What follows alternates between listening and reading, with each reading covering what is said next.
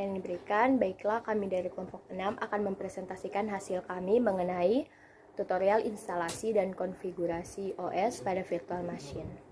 Di sini salah satu file operating system yang kami ambil yaitu Linux Ubuntu.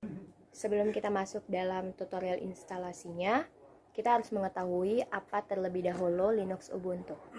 Apa itu Linux Ubuntu? Linux Ubuntu merupakan sistem operasi yang berbasis atau distribusi Linux, atau sering dikenal sebagai distro, dan kaya akan fitur di dalamnya.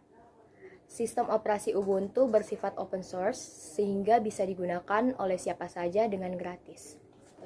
Selanjutnya, saya akan menjelaskan kegunaan Oracle VM VirtualBox.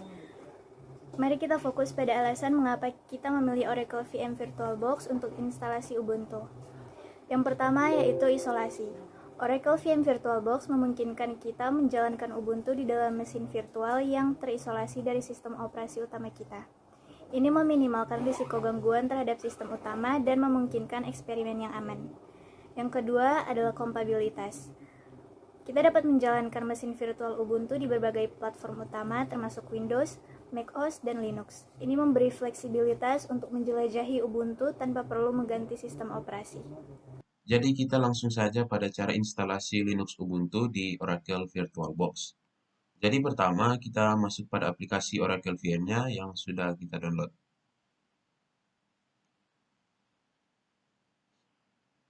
Oke, setelah kita buat file VM-nya di bagian ini, berikutnya kita buat nama file. Dan, kita diperlukan untuk mendownload ISO filenya. Untuk mendownload filenya, kita bisa mendownload di Chrome, Google, atau aplikasi sejenisnya. Kalau file ISO-nya sudah terdownload, tinggal pilih saja di ISO image di sini. Karena kita akan menginstal Linux Ubuntu, jadi kita download file ISO Ubuntu-nya. Setelah itu, kita centang skip dan tekan next. Oke, berikutnya kita disuruh mengatur hardware, diusahakan jangan melebihi batas hijau itu, atau sesuaikan dengan kemampuan laptop kita. Di sini memorinya kita buat 2 GB saja dan CPU-nya 2 saja. Setelahnya kita tekan next. Oke, dan hard disk kita buat 20 GB saja dan kemudian tekan next. Di sini tidak perlu ada perubahan dan tekan finish. Berikutnya akan dijelaskan oleh teman saya.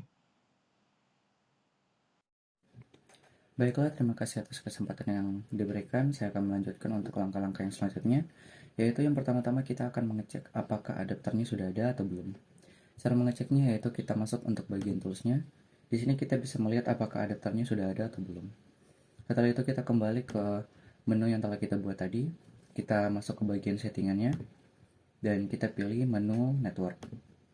Setelah itu kita masuk ke bagian adapter satunya.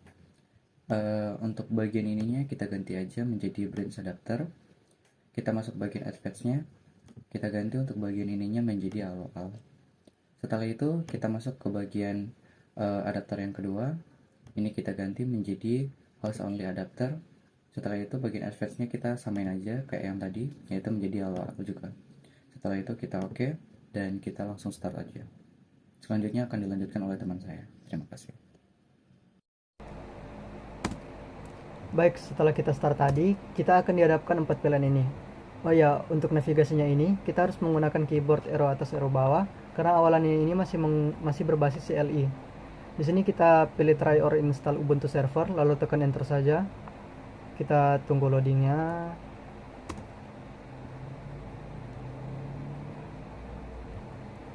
Setelah selesai loading, ini kita pilih install Ubuntu. Nah, setelah itu kita disuruh memilih bahasa. Di sini saya pilih yang bahasa Inggris saja lalu continue.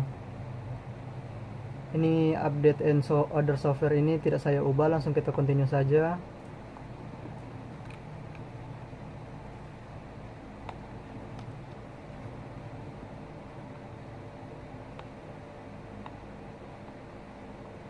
Installation tab juga sama, kita langsung klik install now saja dan continue.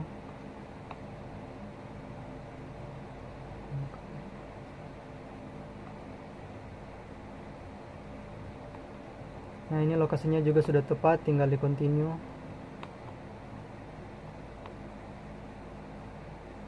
Nah, di sini adalah profile setup. Kita disuruh mengatur username dan password. Saya taruh namanya kelompok 6 dan passwordnya yang singkat saja, lalu continue.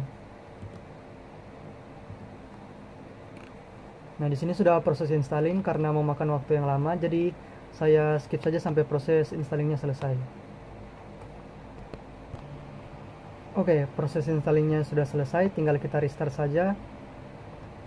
Dan untuk proses rebootnya,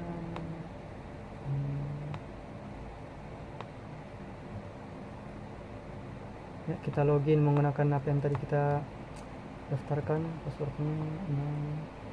Oke, kita sudah berhasil melakukan instalasi Linux Ubuntu di virtual machine. Di sini saya akan mencoba menggunakan LibreOffice-nya, apakah berfungsi.